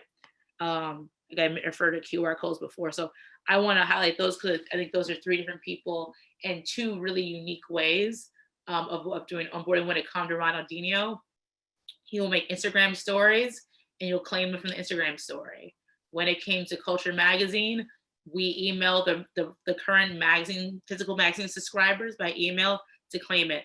In the context of Daju, outside of the soccer stadium, with like the most like, you know, like they're like the Lakers of soccer, right? Like very, very wealthy team, the biggest, you know, if you know Neymar, people like that, like he plays for PSG, right? Outside of that stadium that's known for this big artist, people are able, so just 3 different examples of social media, you know, via email, in person, ways to do social tokens. So there's not one way to like, you know, skin the cat, you know, you can say.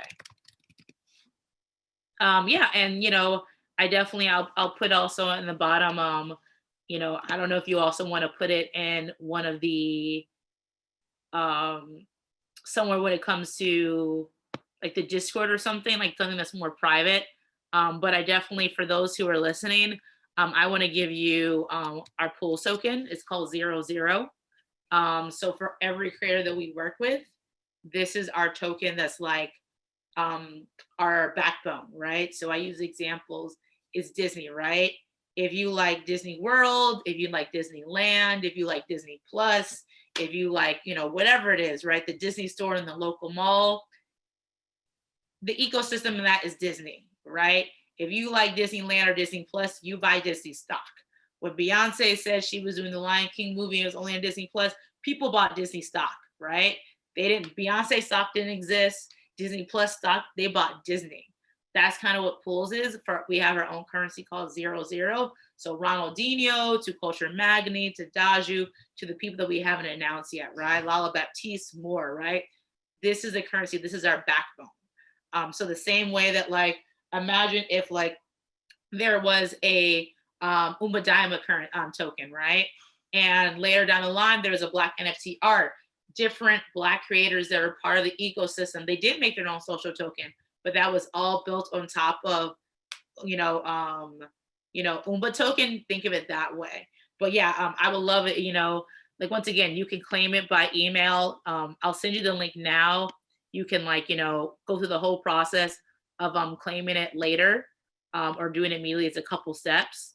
I don't know if Nicole or anyone else wants to make sure the people who RSVP'd, who couldn't, stay the whole time, or, they couldn't come up for whatever reason. I just wanted to give it to them too. This is something that I wouldn't want to share on social media or anything like that. But I want to, so give me one moment. I'll send that. But I just wanted to give you the opportunity to claim this. And once again, you're not going to spend a dime. You're not going to spend any gas fees. You're not connecting your wallet to claim it. And as I said, Pools is a platform that's done everything from Paris Fashion Week to NFT NYC to Coachella. We work with all these creators. So like every single week, we're sending out several emails of saying, hey, this person we work with had a concert. Like we work with this community called Stilo. Basically, they're in the Skeptis community, the British rapper.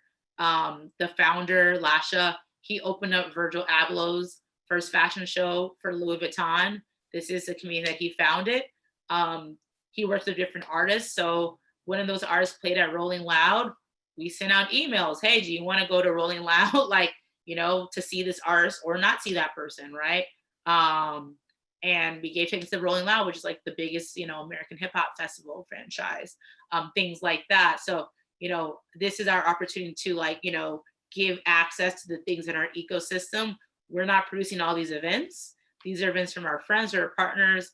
I'm in other communities like Boys Club. I'm in communities like Umba Daima and other ones.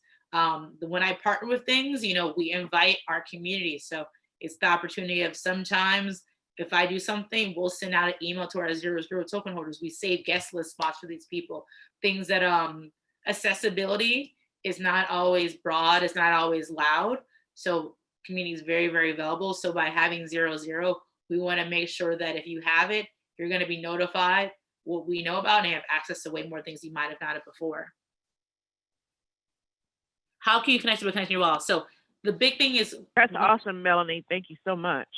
Oh, no, thank you. I definitely want to answer Luca's question, right? Right. So the thing about Pools, which makes it special, is especially because we work with people who, all of our creators are not the people you see in the Twitter spaces, right? All the people we work with are not like Web3 names, right? These are names that are emerging or mainstream. So their fans do not know what MetaMask is. They don't know what crypto wallet is. They don't know what gas fees, but we believe that they deserve to know that they have value. We believe they should know that culture has currency. So by doing that on our platform, and when you click that link, you'll click on it. And it's like 2 steps, right? You click on it and you claim it and you connect your email or social media. And that's how it goes first. Now, once these tokens are all minted on the blockchain, then you can transfer over to your crypto wallet, pay the gas fees. But we want to make sure you're having like 15 emails that gives you access to all these incredible things. So when it does have money added to it, you're not thinking, oh, I'm going to sell it. You're like, well, no, I've had all these opportunities that I can do. I want to stay in this community. I'm not going to sell it because I want to continue to have these opportunities. Hope that answered that question. Well, Melanie, I think that answered the question is that for Luca's question? Yes, yes. I think Susie mentioned something about Yeah, I can jump in. explain the incentive design and the mechanism design. Did they talk about that already? I did not.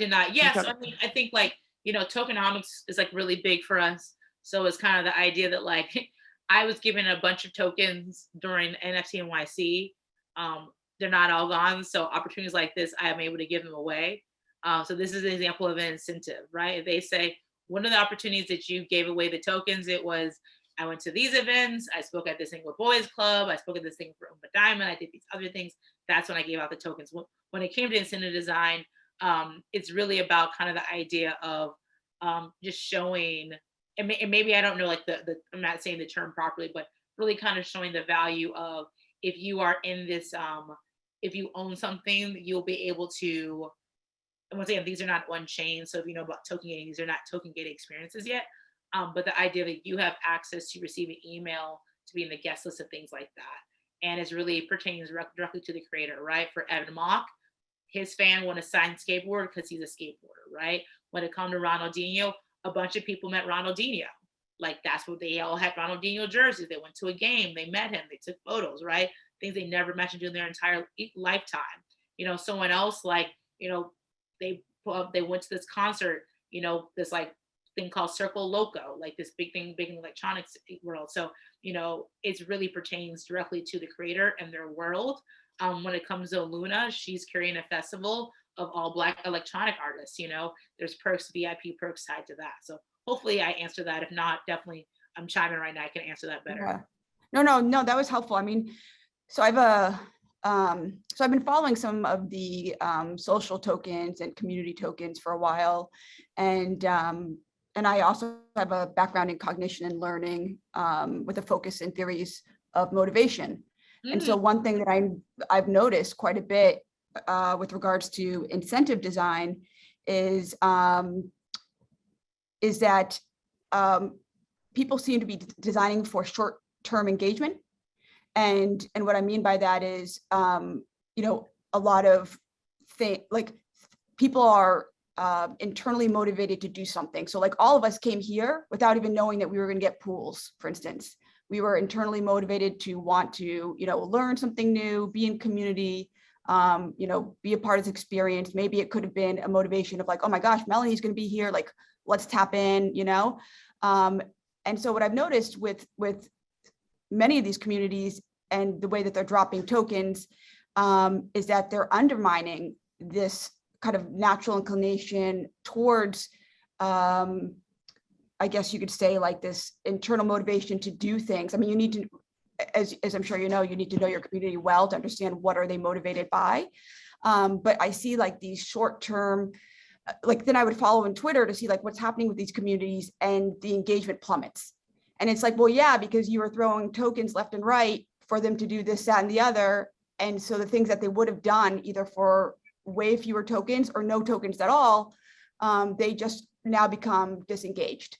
And so I'm curious kind of, any learnings you have around that or things that you're seeing with regards to that. And so, I think of it as like this incentive design and how they're undermining kind of just natural human behavior, but also potential unintended consequences, where they're creating a behavior of like, my hand is always out, for instance, or, I'm not going to participate unless I get something for it. And then I'm just curious on the back end, are any of the people that you're working with using something like a token design framework? Is there anything like that out there? No, I appreciate that. And I think you're going to be excited by this. The first thing about us not having liquidity to it, and people earn all these tokens and they're like, great, every creator, because of the tokenomics, like with Ronaldinho, like people earn way fewer tokens, right? Because, his audience is way bigger than other people we work with, right? So people earn less, but it's like, well, the value is a lot, right? Like, when it came to Ronaldinho, I think like is 13,000 holders. There's more than that, but like that's how many people like claim on our platform. And then there's other opportunities to claim like on like Instagram live stories and things like that. But to go back to like, I'll answer it, but I also want to mention this beforehand. When it comes to polls, we do something unique in our Discord. If you invite 5 people to our Discord, we're just extremely helpful. We'll give you a Polygon NFT. Call our golden ticket. It gives you access to our Discord, a private channel of our Discord called OGs. So this is like our like, we like, we tell, we do like, we like do surveys and like, hey, fill out this survey, things like that. Like this is our most leaned in. We have a Twitter and Instagram account called Pools Updates. A fan, us not related, connect them at all, made this Twitter and Instagram called Pools Updates, right? We gave that person the golden ticket, right? They hadn't invited 5 people to our Discord, but they had certainly proved that they care. A number of members of our community made his own Discord server, started DMing people saying, join the Discord, join the Discord, like be careful with that, right? He has a channel in his Discord called Pools, right? Like true community builders, true people are amplifiers, right? And they have this Polygon NFT. At the time, they did not know the value of the NFT, but legit, if someone invites 5 people to the Discord, on at Saturday morning, we're gonna get pings, yay, that's amazing. We're gonna get messages on Saturday, we're gonna get pings on Sunday, we're gonna get pings on Monday. If we don't have it by Tuesday, I'm like, hey, I invited 5 people, I want my golden ticket. They do not even know the value of it for. So we definitely have a community that are like wanting tokens, they want NFTs, and they don't even know the utility for it, but they believe in the community. They know the value of, hey, I want to be in that private Discord channel. I want to be there, I want to experience what that's like. I want to know those conversations because I know these are the people who care about building this community. Some people invited 50 people to our Discord. There's only one golden ticket. We're not giving a VIP, it's only one. So I think that's kind of about the ethos of the platform. And I think when it comes to like, the questions you were saying, about, incentive design, we're definitely trying to think of more and more ways to make sure, it's not always tied to, okay, it's Monday, there's a concert on Saturday, are you in town for that concert? Always based off of like that event, what is continuous things that are happening, really inspired by platforms like FWB and Forefront and others, where it's not just like, okay, buy land, buy other side land. We're really getting more into content. So it's going to be more and more examples of like, okay, you earn this content. We're making this content, and some content will only be for token holders. We'll have some events that you can RSVP that'll be virtual that only token holders can access. And it will definitely kind of become like a separation of some things are going to be, you can access Monday through Friday, and 2 months from now, access that same content. Is not like an event, but really it's like, okay, like it's another way of like, it's an incentive that is not as time focused.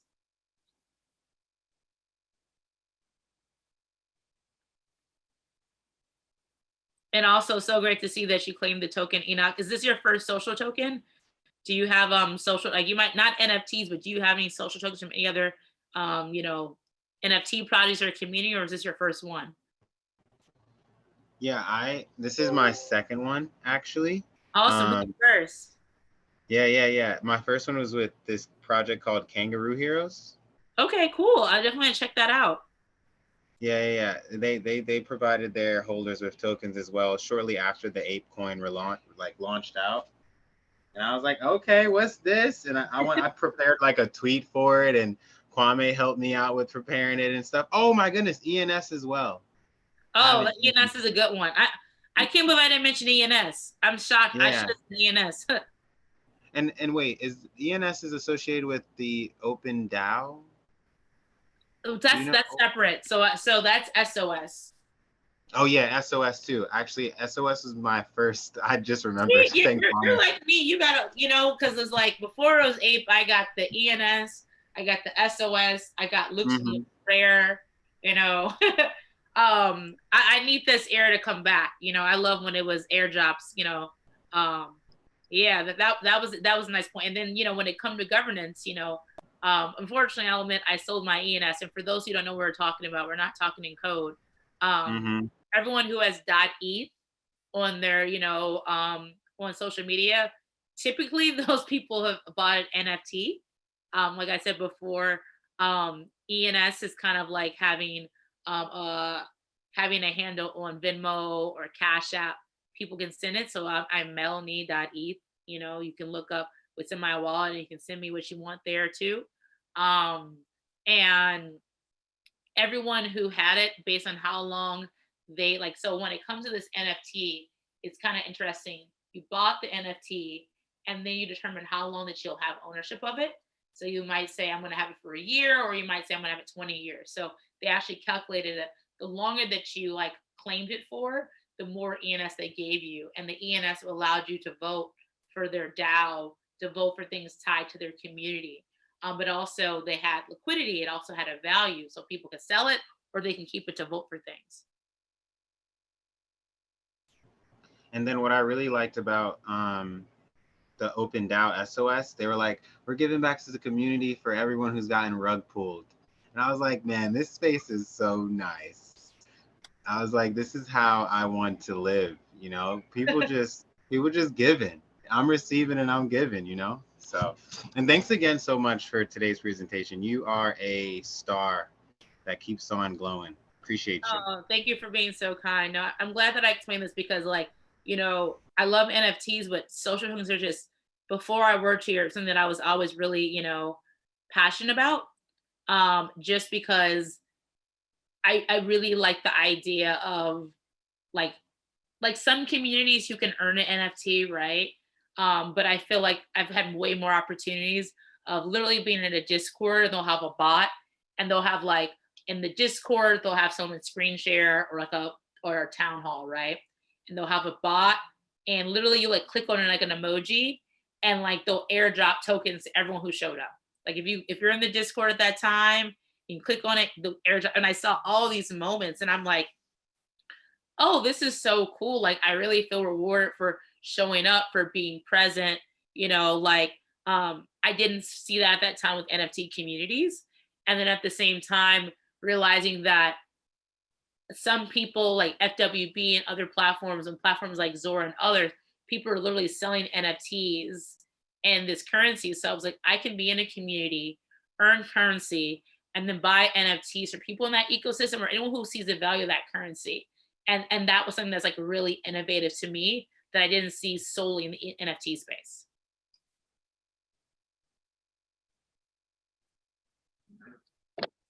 May I ask? Right. Oh, go ahead, Kwame, please. go and ask your question. Yes. I just want to know, is it expensive to issue these tokens for communities? I mean, it's different platform for platform. Like when it comes to pools, like, as of now, like I listed, I think almost all our creators. We haven't done a lot of creators. We're really selective. So like, we're not asking people to pay just because they are giving up their social capital to like work with us, and we're giving up our, time and energy. There's like Roll, there's Rally, there's other ones. Offhand, I don't know the fee to do it. I know like other platforms, like you don't have to pay. Other ones you might, but I just say, like, if you do more than you think about the fee it costs to do it, you got to say, if you're paying $1,000 in gas fees, right? Or if it's $10, you're thinking, okay, are you going to provide value, or how are you going to provide value to have, tens, hundreds of thousands of people to spend way more than you're going to pay on gas fees for sure. And just like, keep that in mind. If you're going to spend money, realize that people are going to spend that on multiples buying your tokens, and making sure that it's not just, it's very different than like, I'm an artist, support me. It's really about like a day-to-day value, because unlike an NFT, they can hit a button and swap and cash out like it's nothing, right? You can't do that with the NFT. You got to like do a deal with the one individual. So I don't know the gas fees, but just keep that in mind. Like the fees that you're going to pay, that's far less than what your community is going to end up paying. Got you. Thank you. Tokens, that's kind of the tokenomics, right? So like, depending on who you partner with, they should have someone on staff that focuses on tokenomics who deals with all these type of things. You'll see when I refer to these different communities, some communities had like a smaller token supply than others. somewhere in the billion and somewhere in the million. Obviously, like I think, probably the reason why FWB is higher than ApeCoin is because they have a smaller token supply. But that's really about the tokenize. That's about how you're going to give it out, right? When it came to, like FWB, I have 75 tokens to be a full member, right? But when it came to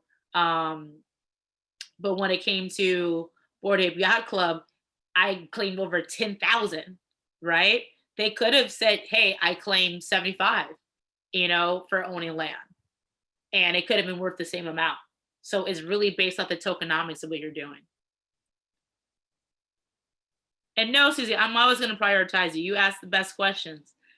I have a question that might not be the best one. What the pool that you sent when you sign up and everything, and you do the Gmail comes up and the username. Do you create a username, a new username, or do you use your Gmail as a username?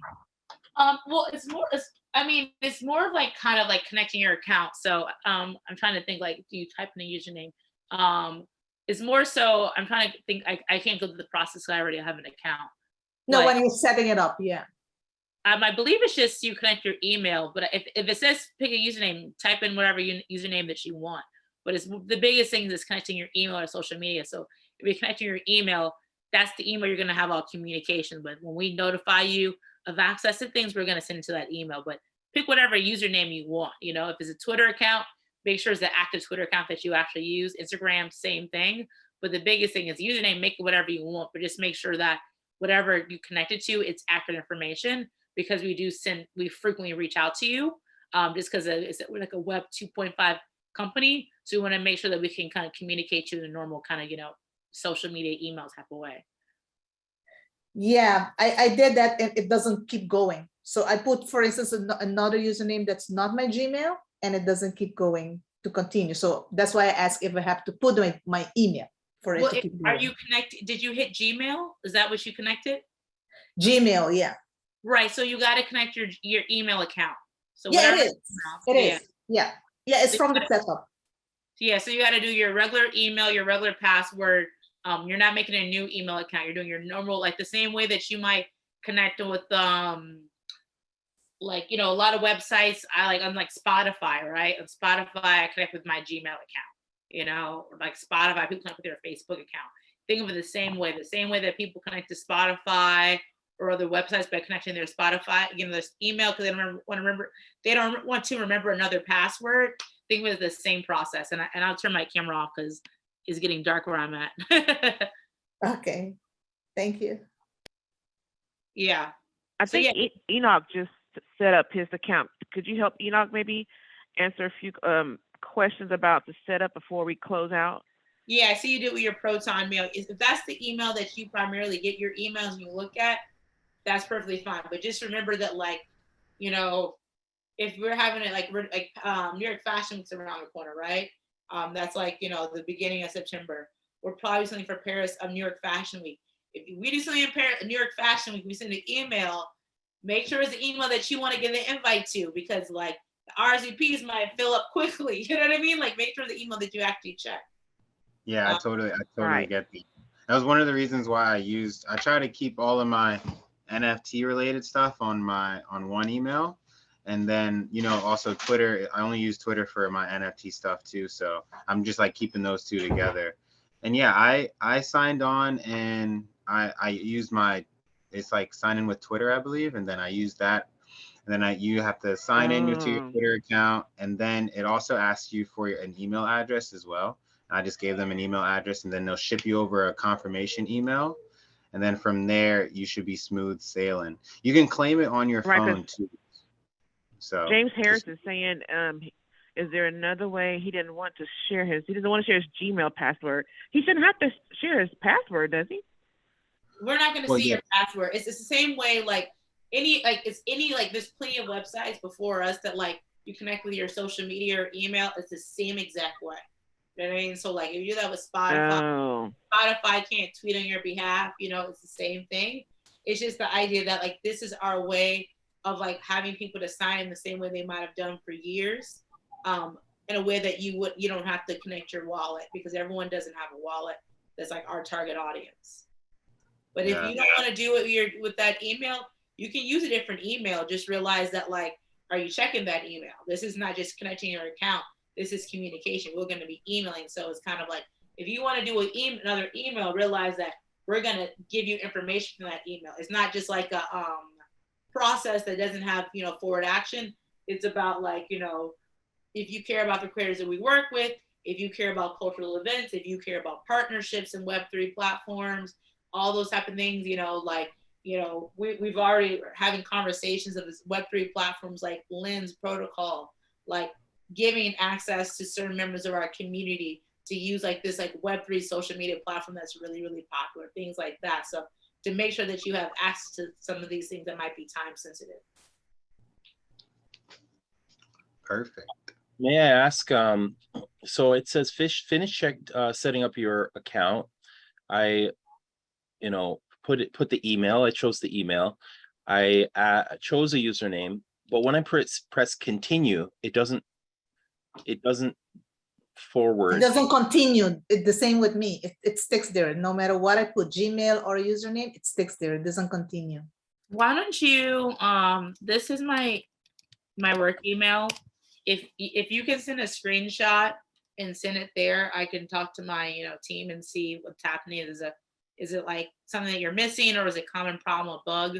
But if you're getting stuck, now I'm not customer service, so a lot of questions I might not be able to help. But if you're just like, if it might actually be a technical issue, feel free to screenshot, and I will send it over to my team to kind of figure out if it is indeed a technical problem that's happening. Thank you so much. Do you use IG? You're awesome, Melanie. Right? Do you use IG? And I don't know if you handle the pool's Twitter, but do you use IG and Twitter? In what context? Like, can we all follow you? Yeah, totally. Yeah. But on social media, this is my personal profile, Melanie MELKNAE. You'll see I use the same NFT as my profile picture on both platforms. Yeah, feel free. You'll see me talk about Web3 things, but also about music and culture as well. Amazing. Thank you so much. This has been wonderful. Thank you for coming in and listening. I'm happy. Like, I think this is not discussed enough, but at the same time, magazines, the biggest NFT products are in it, and I really think it's important for like our community, especially the Umba Daima community, to be aware of it. So thank you so much, Iris. Thank you, so much, Nicole and everyone for listening and allowing me to have this conversation, because Susie asking questions, Anthony, everyone, because I like, as I said, I've been into this way before. I worked at a social token platform, I had bought this NFT project called Sewer Rats, and, they had their own currency called nothing, but I thought that was cool that they did it. So it's something that I'm seeing happen on a large scale. I've seen the benefits of like the ENS. I think I got like $20,000 worth of it. I'm owning an NFT. I got ENS, the ape coin. I did that. But some people are motivated by money. That's fine. So I speak of that for the people who are motivated to hear me. But there's a lot of opportunities that I think can benefit and change some lives, educationally, creatively, or financially, that I don't always see with an NFT project. Like, I think most people might not own an NFT that will ever worth $20,000. Most people might never own an NFT that might, be other things, but they can get that with the airdrop for social tokens. Most people, unless you're Budweiser or, who bought beer.eth, people's ANS costs what, $20? They're cheap, but they're getting airdrop for $20,000 USD. So it's like, I've seen life-changing things with social tokens that I don't always see with NFTs. So I feel like my duty to kind of tell people what's happening, because I don't hear it discussed nearly enough in our spaces. So, I mean, as I said, most people don't even know what social tokens are. So yeah. I think I had a couple questions I wanted to ask before we leave. Yeah, sure. Go ahead. Cool. Okay, I was going to forget that question. Okay, let's see. These the first one I want to ask is there a legal risk around social tokens? Because I know people are talking about fractionalization and the risks that are presented. Do you know of any, or can you speak to that? I'm not a legal expert. That's why we have a legal team and a whole, that's why we have tokenomics and all that stuff. But yeah, I mean, for all this, we have to be cognizant. I think that's why, we have people earn it, right? Like people aren't buying it, you claim them, like we're saying, this is part of the ecosystem, right? Like that's why we provide utility to it. People are buying it for that value. So yeah, there's definitely, tied to, but as a company, we look out for, our community members and try to make sure that, we're looking at their best interest when it comes to things like that. And down the line, we're going to provide more and more transparency to make sure like they're confident when these things are happening. I mean, there's a lot of things in the news recently with platforms like OpenSea and, platforms like Rally and things like that. And we don't want that to happen with us. So we're really, really cognizant just to make sure that like, we can continue to be like the innovative platform that we are right now.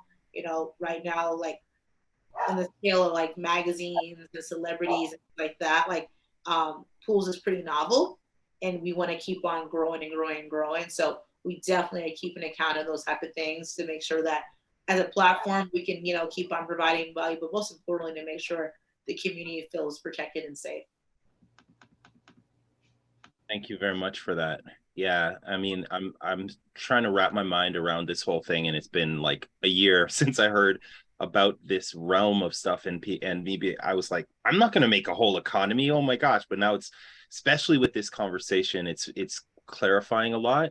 And so, and how you Pools, uses you don't connect your wallet right away, you were saying, and I'm trying to wrap my mind around like giving them away, which I think is amazing because it's accessibility. It's not just having the most money to buy in. I think that's super cool. But then after the fact, you can then connect it to your wallet, which at that point it would cost gas fees if you so chose. That's correct?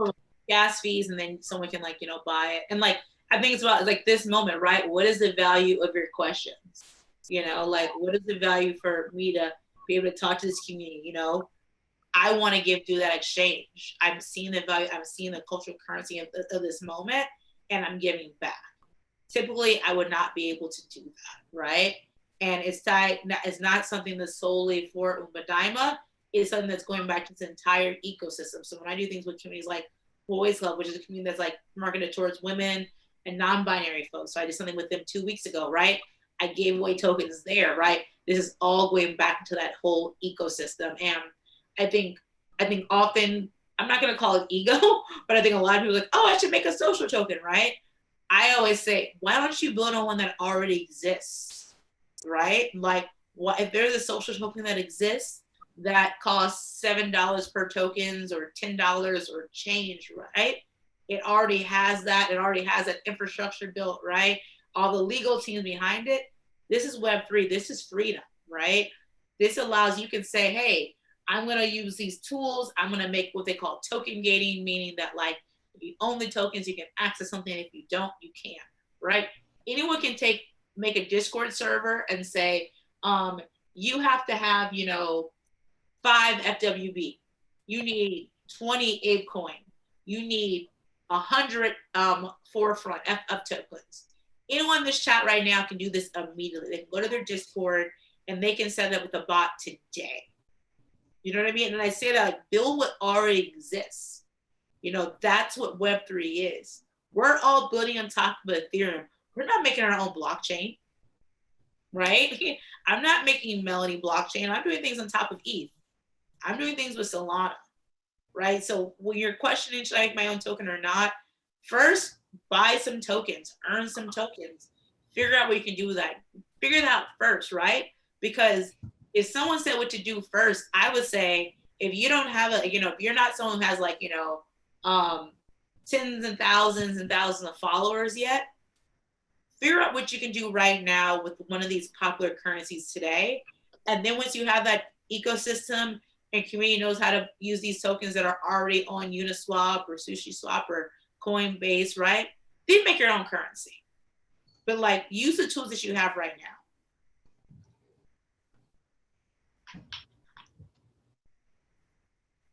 Awesome, Melanie. Thank you so much. I think everyone's had opportunity to ask, ask all of their questions. And I just want to say thank you for coming and participating with us this evening, sharing your knowledge. And your knowledge is so important and very unique. And we appreciate you for sharing that with us, as well as the opportunity to get one of your social tokens. That's really amazing that you shared that with us. So thank you so much. And we hope that everyone learned a lot this evening. And thanks again for coming out. Yeah. And God bless everyone in here. If you want to share that and like the token holders only, you know, Discord channel or like anything that you're like, that's private for the community, I would love that. I wouldn't feel comfortable putting that on social media just because I want intentionally to go to this community. But that link, I would love to kind of share with that group if possible, just because I would love if more members of the Umba Daima community can like have some pools tokens. So when these things happen, they'll have access to it if that's possible. Okay, so I thought we would just share the link via the Eventbrite people that registered for the meeting. But so if you wanted just to share it on the Discord, like we can just do the Discord, or if you want to just do the Eventbrite people that registered for tonight's meeting, what would you like? Perfect. Yeah, I mean, if you could do the Eventbrite, definitely, because that's kind of like what we do. We do at events and people RSVP, and then we give them like, you couldn't go to the event, but you get some tokens. You know what I mean? Like we only had 10 spots. So if you can, that would be incredible. You know, yes, and also with the Rise Club, I will love we can do both, because as a Rise Club holder who bought it myself, you know, I advocate a lot. You know, I've written blog posts for pools and mentioned the Rise token, and I think it's really great because there's not enough communities or minority focused communities that have a membership token is kind of the trend now. Umba Daima did that really early. So for tech support, my email that I provided, you can do it. You can email me there and I can like forward over if you're having, you know, issues with logging in.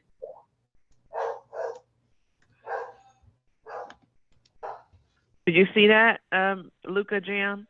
Her email address that you can ask about your technical question, Melanie at pool. Okay, good. He sees it. He or she sees it. Very good. Awesome. Perfect. Well, thank you so much. I appreciate you all. Yeah, I'm definitely familiar with One Of. I actually did a panel with someone who works at One Of, and I'll check out Blacklist. I'm not familiar with that. Oh, okay. From I see. From Enoch. Got it. Awesome. Well, take care. I'll see you all on the internet. Awesome. Thank you so much. You're amazing. Everyone, thanks for coming out and joining us this evening. Hope you learned a lot and enjoyed yourself. Thanks again and good night.